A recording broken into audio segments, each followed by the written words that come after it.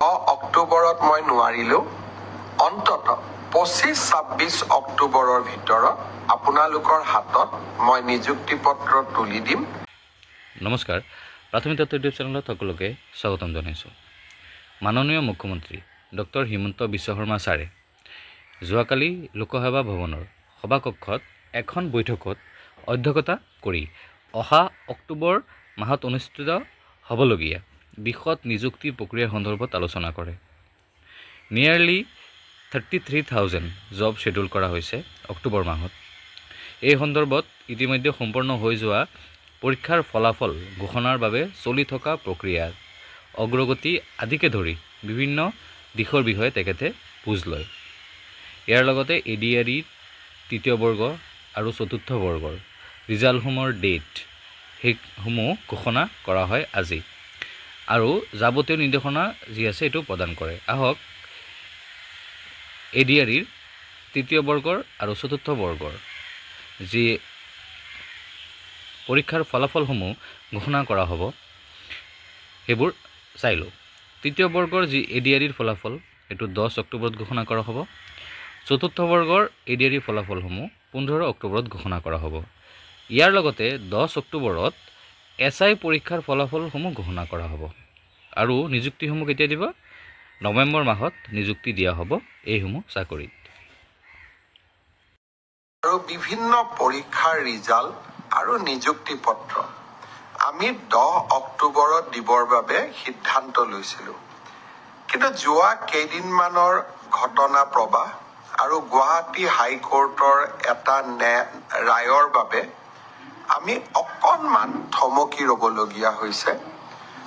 মই আপোনালোকক আজি কোন পৰীক্ষাৰ কোনদিনাখন আমি ৰিজাল্ট এনাউন্স কৰিম সেই বিষয়ে মই আপোনালোকক স্পষ্টকৈ ক'ম, যাতে আপোনালোকৰ মনত কোনো সন্দেহ নাথাকে।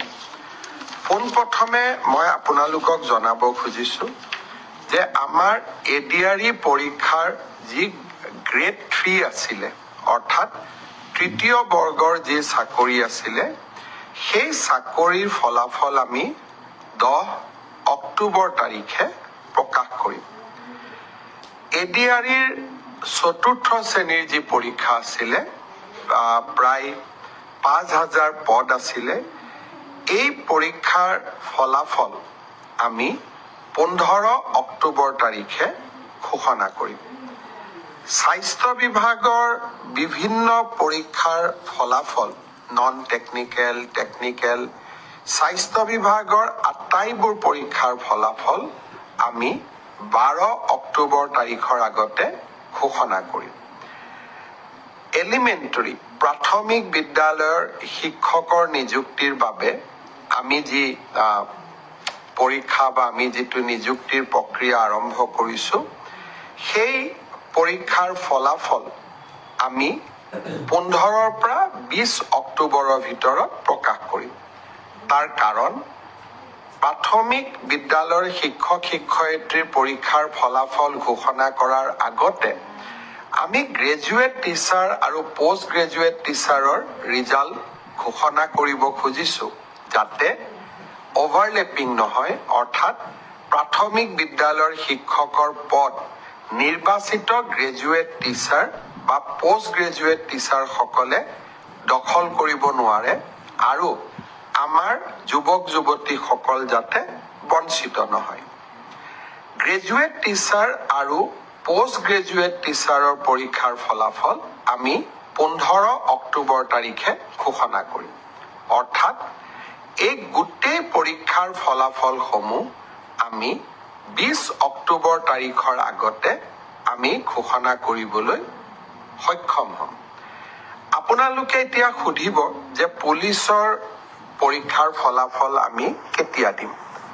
সাব ইন্সপেক্টৰৰ গোটেই ৰিজাল্টৰ ফলাফলৰ লিষ্টখন দেখিলে আপোনালোকে ইতিমধ্যে গম পাইছে যে আমি 20 অক্টোবৰলৈকে যাবলগীয়া হৈছে। কিন্তু মই প্ৰতিশ্ৰুতি দিছিলোঁ যে অক্টোবৰ মাহৰ ভিতৰতে 10 অক্টোবৰত আপোনালোকক নিযুক্তি পত্ৰ দিম। 10 অক্টোবৰত মই নোৱাৰিলেও অন্তত 25-26 অক্টোবৰৰ ভিতৰত আপোনালোকৰ হাতত মই নিযুক্তি পত্ৰ তুলি দিম। কাৰণ পৰীক্ষাৰ ফলাফল ঘোষণা কৰাৰ পিছতো আমি বিভাগলৈকে কাক কোন বিভাগত দিম ৰেণ্ডমাইজেশ্যন কৰিব লাগে আৰু তাৰ পিছত বিভাগসমূহেও আপোনালোকৰ পোষ্টিং অৰ্ডাৰ উলিয়াব লাগে সেইকাৰণে অক্টোবৰ মাহৰ ভিতৰতে আপোনালোকৰ নিযুক্তি হ'ব কিন্তু কেইটামান দিন আপোনালোকে অপেক্ষা কৰিব লাগিব ইয়াৰ কাৰণো আপোনালোকে জানে